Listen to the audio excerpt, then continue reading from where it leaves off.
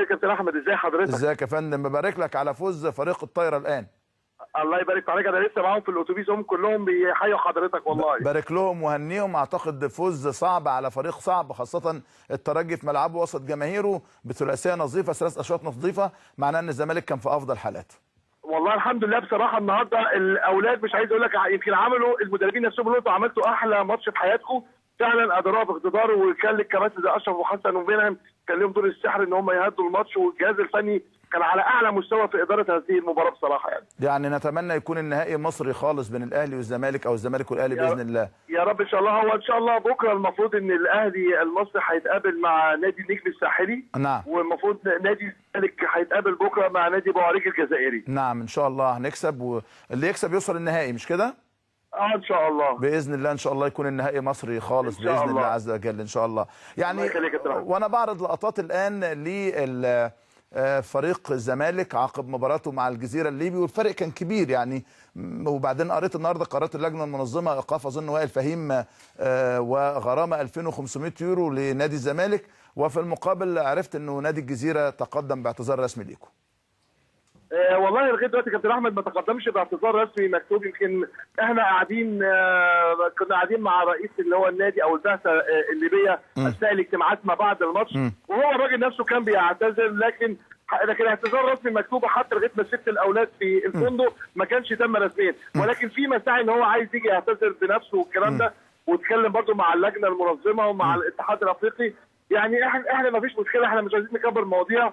احنا كل مهمنا امبارح اللي كان همنا هو سلامه اولادنا يا كابتن احمد. صحيح. يعني حتى مجلس الاداره كله والاستاذ ممدوح كلهم كلموني يعني اكتر من نحصى عطوله ان احنا كنا رافضين الوضع ان ماتش رياضي يتقلب الاحتكاك ما بين اللعيبه. انا كان ممكن يعني يحصل اصابات جامده لعيبتي وارجع بيهم متعورين جامد، لكن الحمد لله ربنا ستر برضه لان في انضباط انفعالي واتزان عند لعيبتنا وبعثه نادي الزمالك، والحمد لله كانوا مستجيبين وربنا لطف امبارح يا كابتن احمد. طب اللي عايز اساله يعني بدايه الشراره، انا شايف الملعب فاضي يعني ما فيهوش جمهور غير اعداد بسيطه يعني. انا هقول لحضرتك بدايه الشراره هو برضه عشان بس ايه اقول الكلام اللي كنا بنسمعه. نعم. انت عارف حضرتك مدرب النادي الجزيره الليبي هو مدرب تونسي كابتن كريم، وفي 3 محترفين من تونس.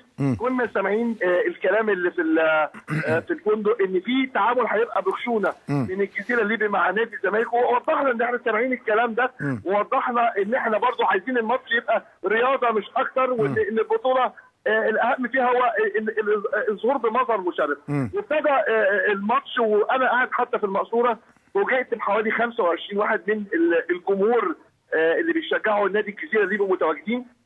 مع بدايه الماتش كان في مثلا الكابتن رامي اللي هو الباك ليفت بتاعنا وقع وماسك الكوره، ابتدى الجون يخش عليه جامد.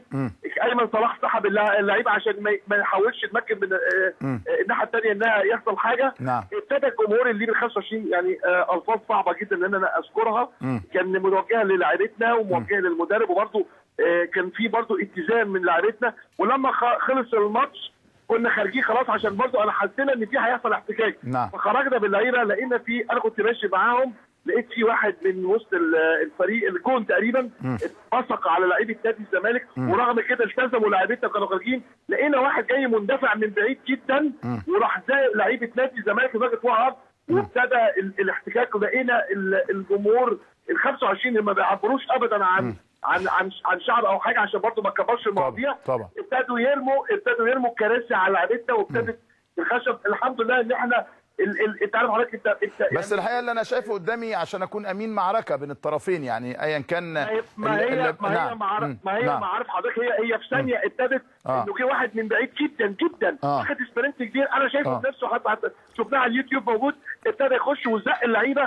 فطبعا برضه ما هو لعيبه نادي الزمالك واقفه، ورغم ان ما فيش سبب احنا كسبانين فرق 7 وكنا خارجين وكل حاجه. بس الحمد لله يعني لقينا بعد كده الكراسي بتترمي عليهم فوق والخشب بيترمي. واتعور الكابتن حسن طبعا، اصابه كانت جامده جدا. ومحمد ممدوح، واتعور الدكتور بتاعنا كمان وخالد ومحمد الجون الثالث كمان اتعور. بس الحمد لله قدرنا وابتدى حتى هم يحصل احتكاك ما بين اللعيبه والجمهور مع الشرطه، وتعور ناس فعلا من الشرطه، يمكن الدكتور اشرف بتاعنا اللي عالجهم. طيب قول لي يعني باي بقى على اي اساس العقوبات جت على الزمالك؟ ايقاف لاعب وغرامه 2500 يورو.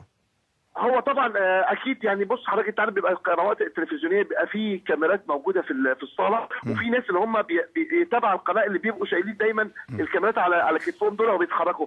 اعتقد ممكن يكون في كاميرات جابت اللعيبه الاحتكاك اللي بينهم، فعشان كده وقفوا وائل ووقفوا واحد من الناحيه الثانيه.